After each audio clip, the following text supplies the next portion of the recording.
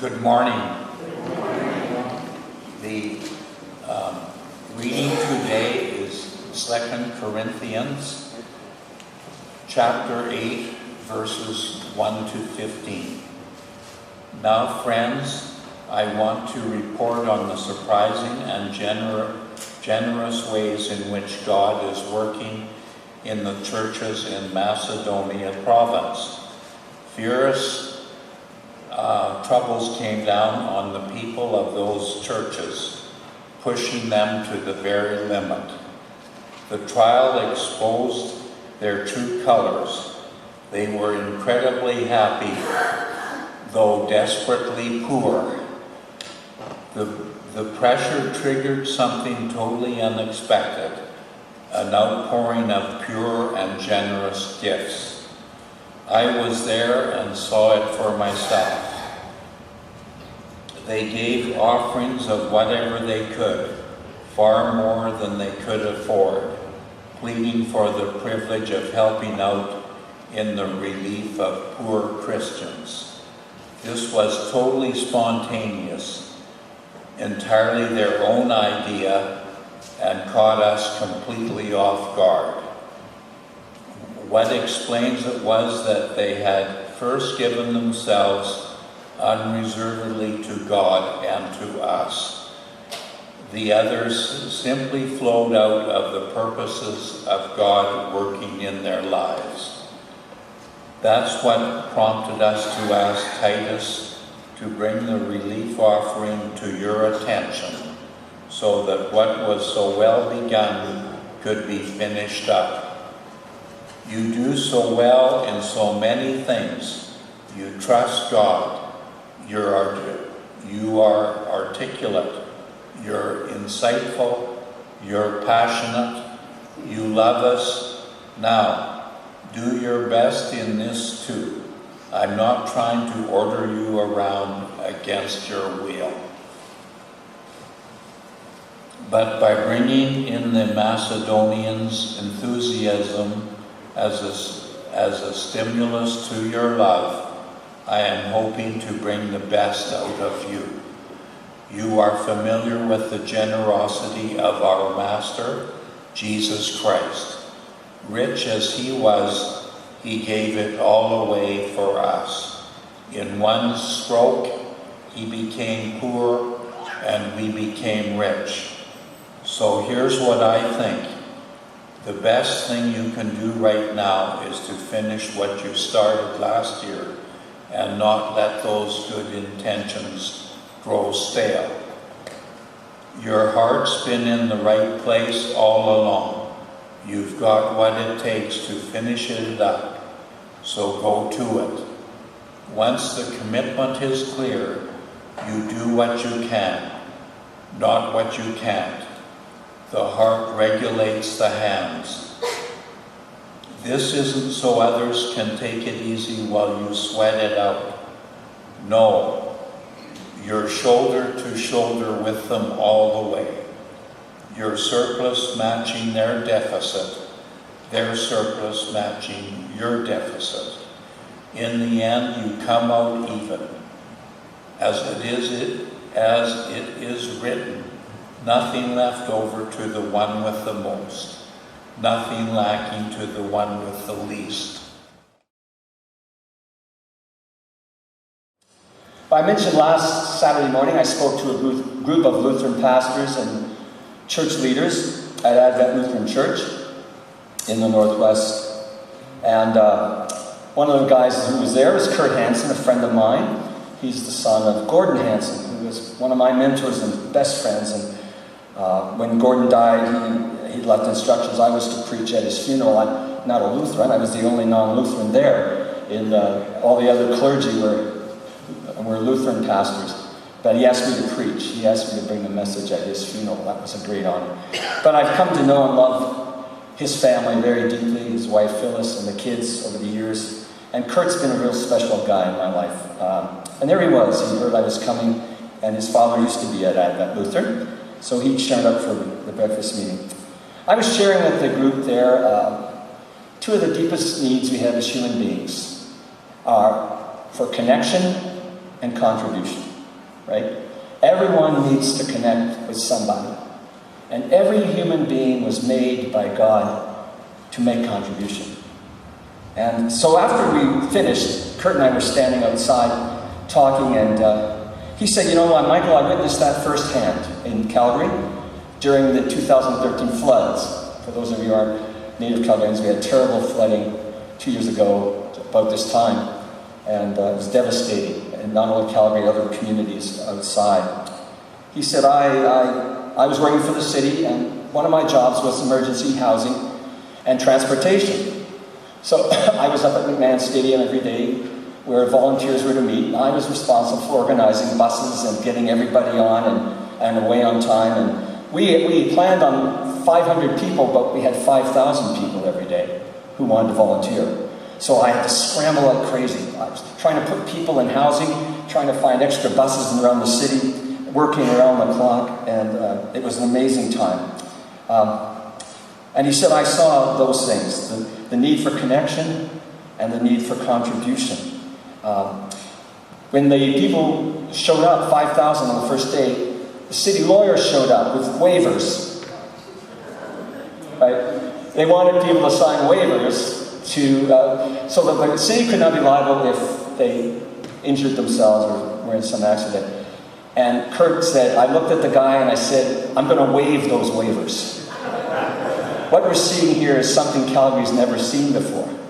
We're seeing this organic community forming, and they just want to give to people they've never met, maybe never meet again, to help them through this disaster and just to give something to them that's generous, and they want to make a contribution. He said, what we experienced in all of that changed all of us. And I said, yes, I think it did, but I think Kurt had also revealed what was always there, maybe latent, the need to make a contribution for the well-being of others and to give generously, to do it with generosity. You know, it's hard to believe, but it was 2006 that this congregation took part in something we called Growing for Life. Growing for Life. You might remember we suspended all our regular programming for the year. And we invented our own congregation-wide process of helping people grow and deepen in their faith and their relationship with God. And it was exciting and it was faith-stretching. We had 6 teams of lay people looking each one at a spiritual practice. And then each of those spiritual practices we focused on for 6 weeks. They created the material, they created sermon ideas, and how we'd explore and practice simplicity. Simplicity, prayer, Bible, God's presence, hospitality, and the last of the 6 was generosity. Generosity. I love that theme. You remember we brought a tree in here? We had this huge ficus tree. We put it up here. It sat here all year as our metaphor for what we were going to do through the year. Because in Psalm 1 it says that the righteous are like trees planted by the river, growing and bearing fruit in their season. So we thought, well, that tree represents our lives, and God, by His Spirit, helping us grow and be fruitful, bearing the fruit of Jesus Christ's life in our lives. What a year that was. And that tree, it's in the chapel if you want to see it. It's monstrous. Anyway, the tree was great because a tree is a model of generosity in nature, isn't it, really? You think about it. What every tree does, it bears fruit. Bears fruit, it multiplies life. It is generous with its life, right? It's wired into creation itself, into very nature. Is that your desire? To be generous? I told a story once here, I read in a paper. A woman in the States named Hollis Sharp. She was out walking her little dog, Jonathan, late at night. One night, he'd finished doing his duty. And she was mugged. She was mugged, pushed down on the ground, broken arm. And the guy grabbed the only thing she had in her hand, that was a little plastic bag. Jumped in the car and drove off with the spoils of his crime. Even though she'd broken her arm, she still had her sense of humor, and she told the police, "I only wish there would have been more there for him."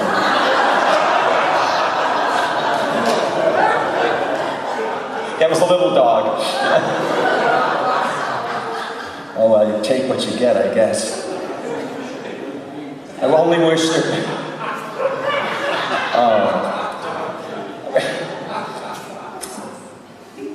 Oh, dear. When we give, do we seek to do more than what is simply convenient for us?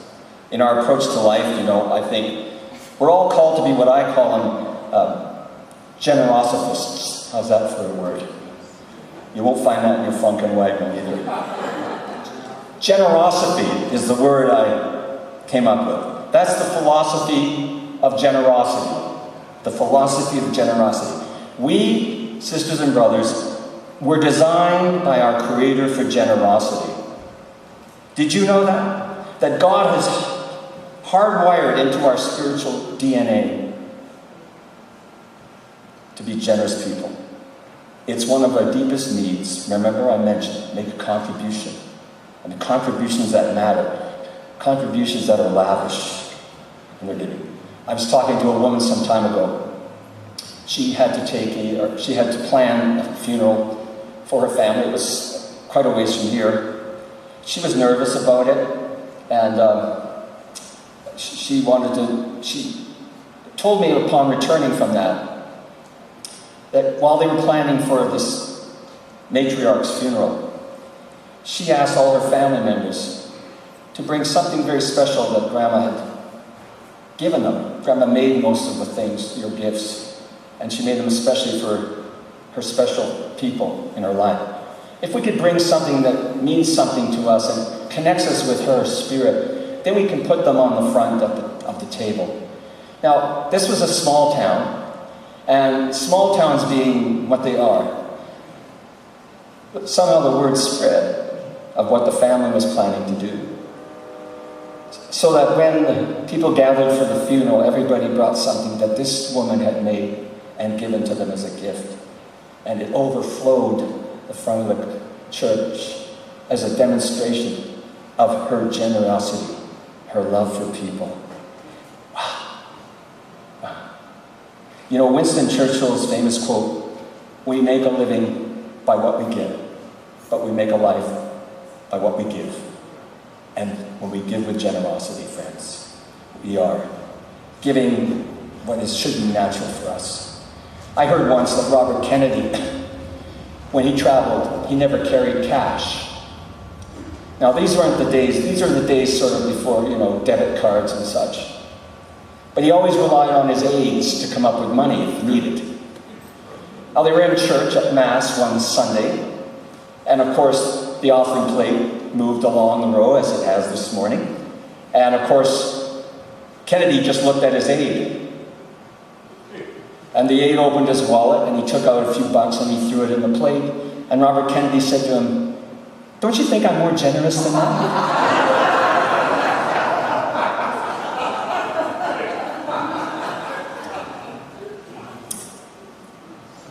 We were created for generosity.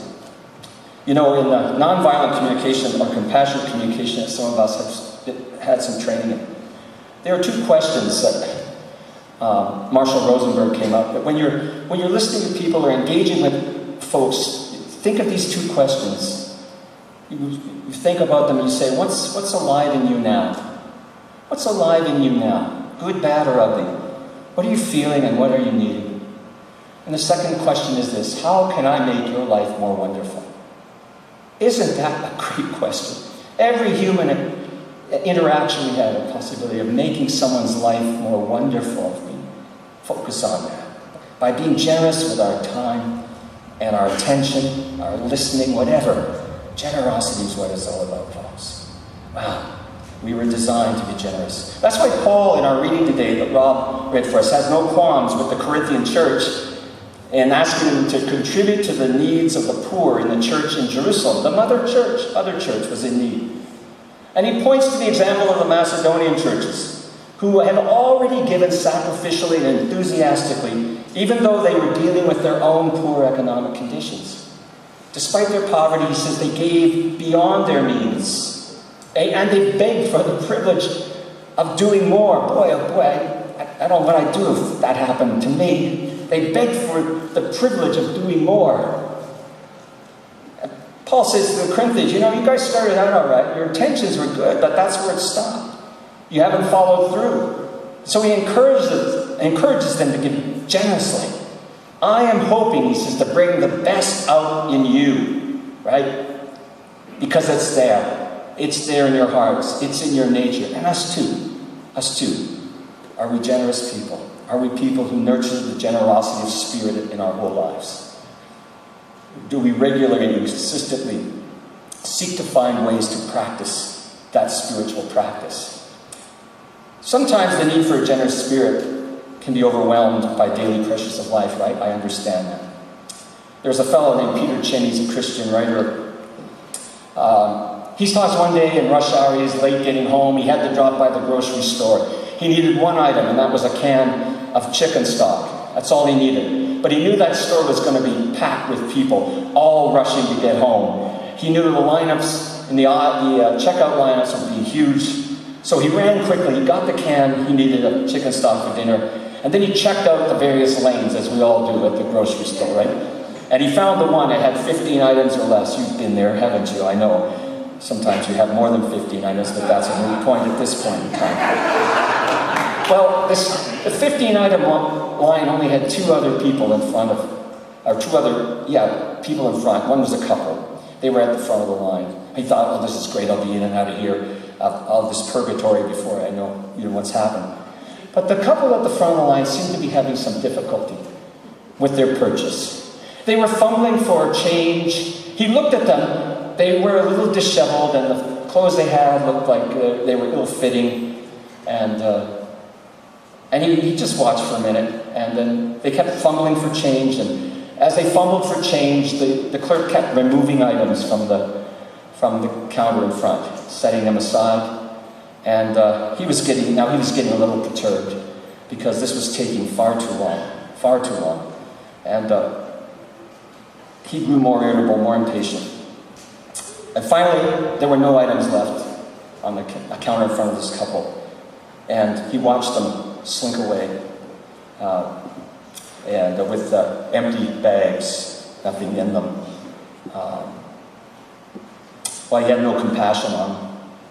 It was a simple purchase. He rolled his eyes. Everybody noticed as they shuffled away. He cast a disapproving look at them. The man ahead of him went through the line quickly, and as he paid for his can of stock, he saw what the couple were trying to buy. It was Similac, baby formula. He surmised they were trying to use one of the city's food programs, coupons. They were too poor to buy them. Perhaps the item they chose wasn't covered, or the size was wrong, whatever. But they went away without even a single can. And images of a baby going hungry that night came into his head. And he was struck by his own callousness and impatience. He left his own paid-for can there, and he ran out to the parking lot to scour to see if he could find them, but by that time they had gone. He returned, he got his can, he went out and he sat in his car. He sat in shame. He said, it wasn't selfishness that prevented me from helping. He said, I'd gladly have paid for every can they had. It wasn't selfishness, he said, it was enslavement to my own convenience. Enslavement to my own convenience. He said, I wish I'd had a more generous spirit. That I would try to understand what might be happening for them, instead of viewing them as obstacles to my escape. Friends, the generosity of spirit means we're aware of and we're paying attention to what's really going on. What's going on in the needs of those around us. And realizing an opportunity to try to meet those needs. I'm going to go on next week. I have 2 other points. Sometimes my sermons are pointless.